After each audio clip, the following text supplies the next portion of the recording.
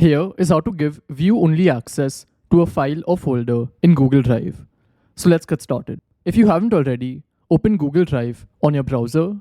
So just search for drive.google.com. And once you're here, come to the file or folder to which you'd want to give access. So I have this folder over here and I want to give view-only access to this. So to do this, just click on the three dots next to it, click on share again, and here we have two options. We can either share this only with certain email IDs, so then you can enter the email IDs over here, or the second option is to give access to anyone with the link. So in the first method, just enter the email IDs of who all you'd want to give access to. So I'll type that in over here. So like this, you can keep adding more email IDs. And one important step is to change this from editor to viewer. After that, you can decide if you want to notify them or send a message, and then click on send. And if you see over here, this account has been added as a viewer.